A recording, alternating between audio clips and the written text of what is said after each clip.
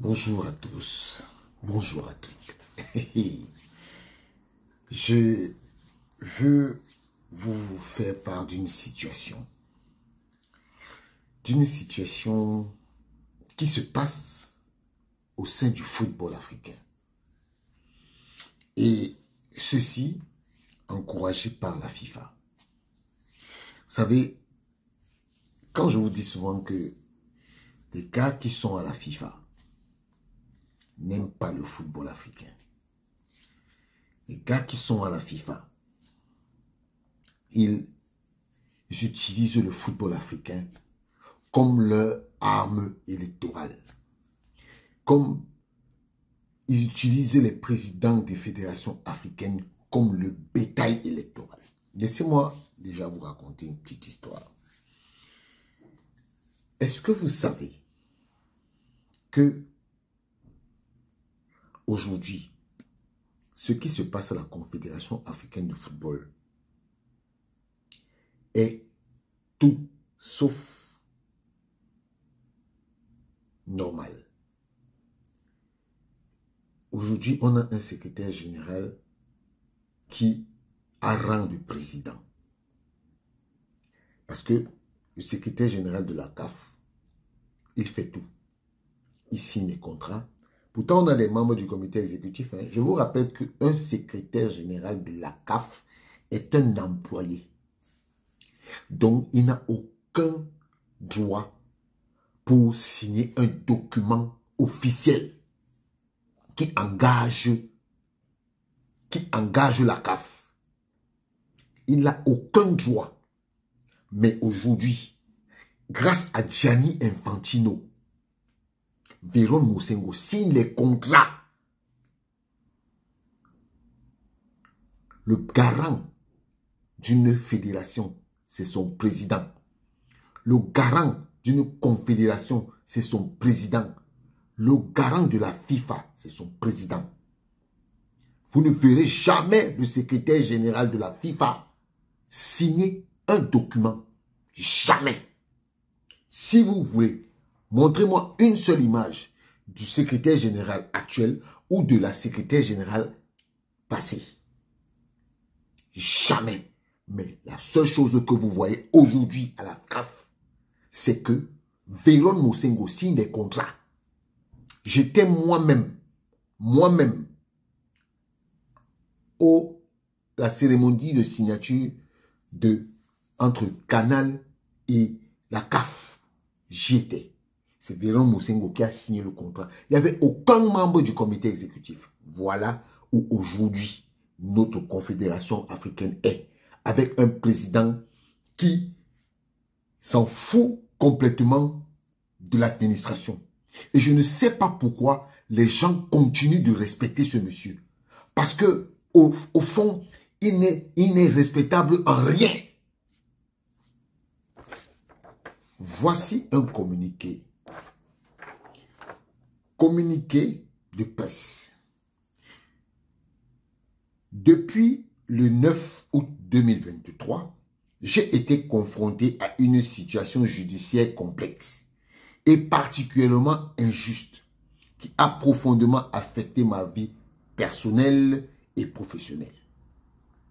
Ces 17 mois de détention, sans possibilité de bénéficier de la liberté provisoire, m'ont empêché de m'investir pleinement dans mes fonctions et dans la préparation du renouvellement de mon mandat au sein du Conseil de la FIFA.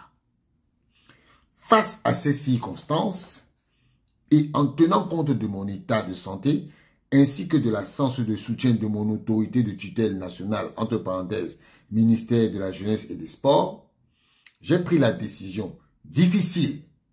J'ai pris la décision difficile. Je répète, j'ai pris la décision difficile, mais responsable,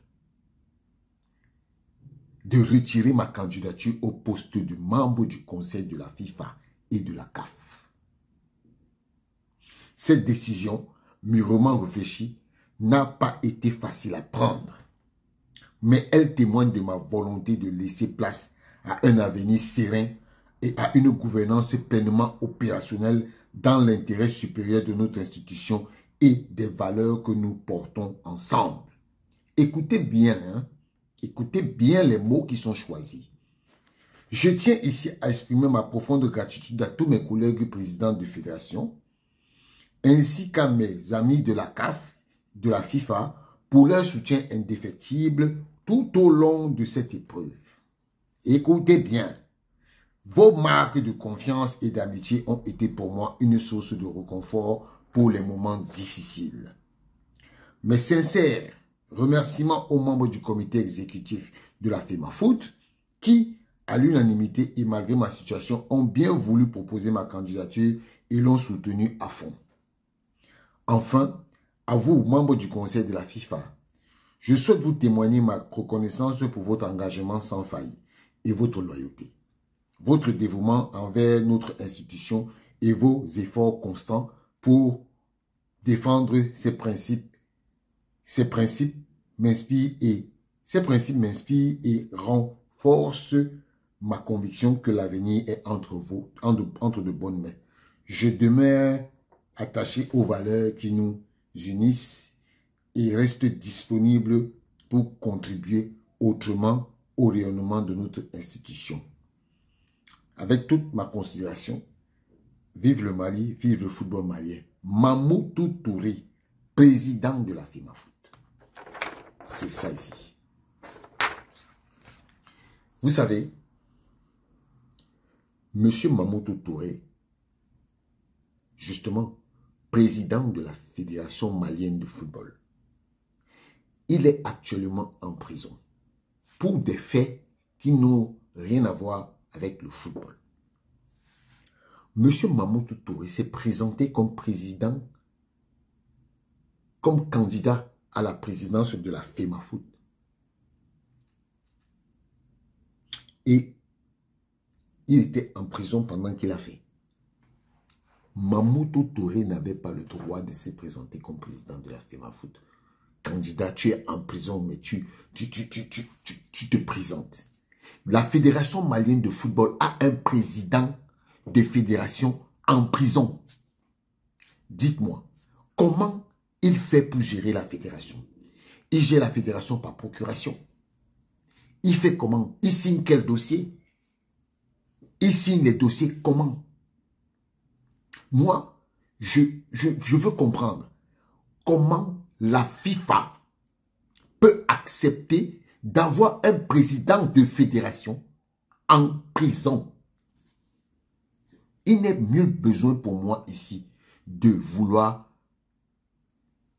jeter l'opprobre sur le président Mamoutou Touré, mais il est question pour moi de questionner le fait qu'on ait un président de fédération en prison et qui gère les affaires d'une fédération. On fait ça comment?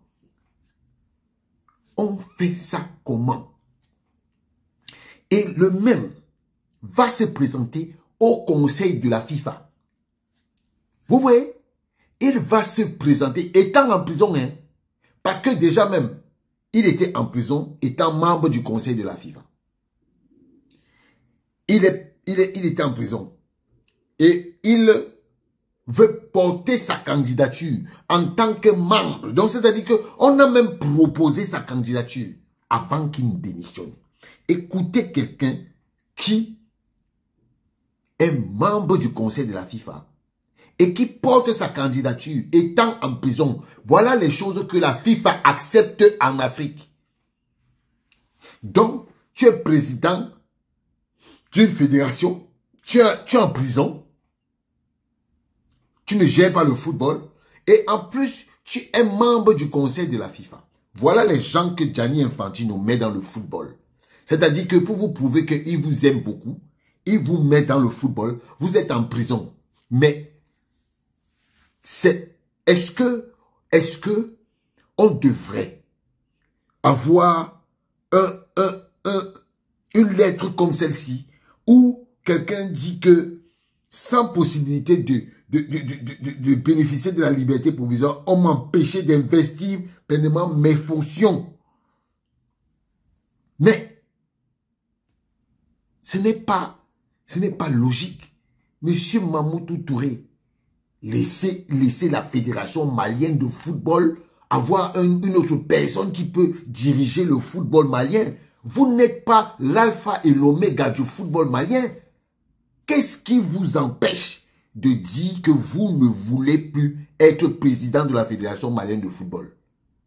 Donc, si vous, là, vous avez été réélu là, en 2024 ou 23, donc, quand votre mandat à la Fédération malienne de football va finir, et que vous êtes en prison, vous allez encore être candidat.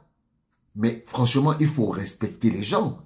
Il faut même respecter les traditions africaines. On n'est pas roi étant en prison. On n'est pas chef étant en prison. On ne gouverne pas une fédération étant en prison. Et je vous dis, Monsieur Mamoutou Touré, quand il a été proposé pour être membre du conseil de la FIFA, il n'avait même pas encore fait 1 an de mandat. Voilà les candidatures de Gianni Infantino. Vous savez pourquoi? Parce que eux, ils aiment les gens qui vont s'asseoir et qui les écoutent sans rien dire. Ils sont peut-être 4 ou 5 inutiles là-bas. 4 ou 5 inutiles membres du conseil de la FIFA qui représentent l'Afrique. 4 ou 5 inutiles. Est-ce que c'est normal? Ces gens que vous voyez là qui vont au conseil de la FIFA là, ils ne vont pas pour l'image du football africain. Ils vont pour leur propre tête. Vous savez combien de membres du conseil de la FIFA touchent par an? 250 000 $. Par an. 250 000 $. Donc ça veut donc dire que comme ils ont un mandat de 4 ans, ils s'en sortent là avec minimum 1 million de $. Et cet argent ne va pas dans les poches de la fédération. Ça va dans leur propre poche. Voilà pourquoi vous voyez ces gars-là bagarrer comme ça. Quelqu'un est en prison. Qu'est-ce qui t'empêche de démissionner? Non, il ne faut pas qu'il démissionne. Parce que quand il démissionne, ça fait en sorte que il n'aura plus de possibilité d'avoir de l'argent. Et c'est comme ça. Et je vous dis que les membres du conseil de la FIFA venant de l'Afrique, ce sont une bande d'inutiles. Une bande de personnes inutiles. Ils ne servent pas le football africain. Ils servent leurs propres intérêts. Quand on vous dit que Motsepe ne touche pas ses indemnités, Motsepe ne touche pas les indemnités. L'indemnité du président de la CAF, c'est combien par an? C'est combien par an? C'est combien? Donc, il faudrait raison garder qu'on vous dise la vérité. Ces gens ne vont pas, ne sont pas candidats parce qu'ils sont beaux, parce qu'ils veulent être les plus beaux. C'est parce qu'ils veulent l'argent. Et ça, c'est encouragé par la FIFA. C'est encouragé par la FIFA. Quand je vous disais depuis longtemps que la FIFA est venue prendre la CAF en otage, vous avez dit que non, c'est faux. Je vais vous dire quelque chose. À une certaine époque, la FIFA ne reversait plus l'argent à la CAF. Parce que la FIFA avait un problème.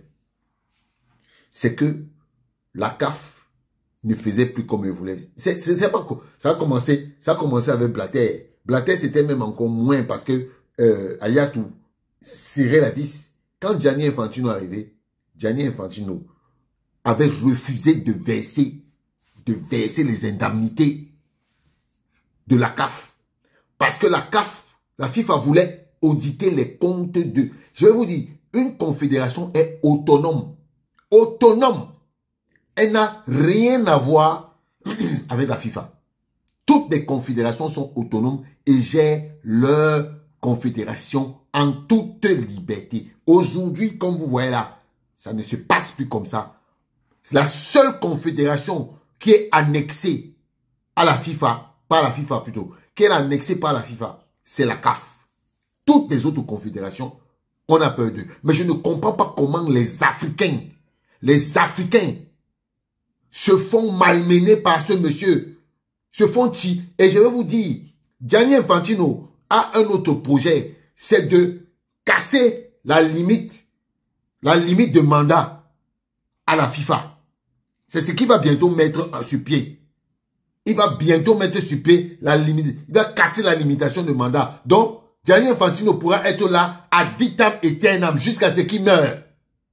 Voilà le projet que Gianni Infantino veut mettre. Et c'est pour ça qu'il faut qu'il ait une force qui vienne de l'Afrique.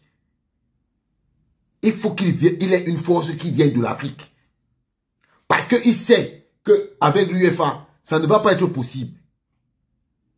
Il va passer par l'Afrique, l'Amérique du Sud et l'OFC.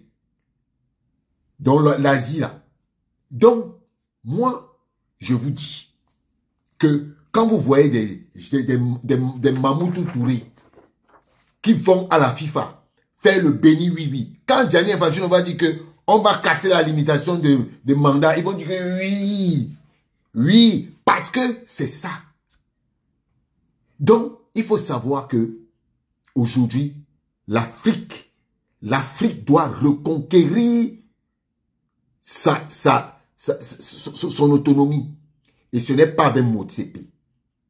Ce n'est pas avec Motsepe. Et je dis au président de fédération, vous avez fait partie, monsieur Ayatou. C'était pour nous amener à ça. Vous avez fait partie, Ahmad. C'était pour nous amener à ça. Il faut avoir honte. Il faut savoir rentrer dans l'histoire. Messieurs les présidents des fédérations africaines, vous êtes devenus l'ombre de vous-même. L'ombre de vous-même. Vraiment, si il faut aujourd'hui qu'on ait une Afrique libre, ça doit commencer par le football.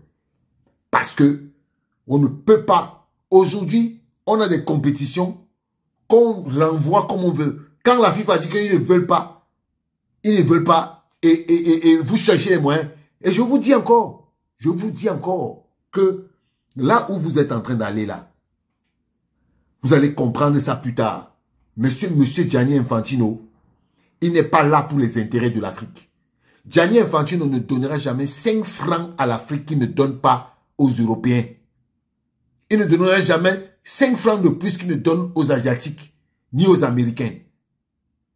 Mais comme vous êtes là pour vos intérêts, vos propres intérêts, sachez que l'Afrique vous regarde. Et on va écrire vos noms. Parce que voilà un monsieur comme Motsepe, incompétent de chez incompétent. Il ne sait même pas de quoi il parle, mais il est président de la CAF. Il dit que quelqu'un qui ne connaît même pas parler du foot, mais il est président de la CAF. Vous vous moquez de qui? Vous vous moquez de qui? Vous vous moquez de qui? Voilà les élections qui arrivent là. Vous allez élire Motsepe par acclamation. Vous vous moquez de qui? Vous vous moquez de l'Afrique? En tout cas, vous allez rentrer dans le mauvais côté de l'histoire. Vous allez rentrer dans le mauvais côté de l'histoire. Continuez à brader l'Afrique comme vous le faites là. Gianni Infantino viendra vous aider. En tout cas, monsieur Mamoutou Touré, je reviens à vous. Votre acte de poser même votre candidature, c'est une honte. Excusez-moi, mais c'est une grosse honte. Ayez un peu de dignité. Ayez un peu de dignité. On ne se présente pas à une élection quand on n'est pas libre. Ça, c'est un principe dans la vie. Et si vous n'avez pas ce principe-là, qu'est-ce que les jeunes Maliens vont regarder? Un président de fédération qui est en prison? C'est pas normal. Il faut apprendre à donner des leçons aux gens. Et votre lettre ici, c'est une lettre à déchirer. Parce que c'est un aveu d'échec de votre part. Ciao.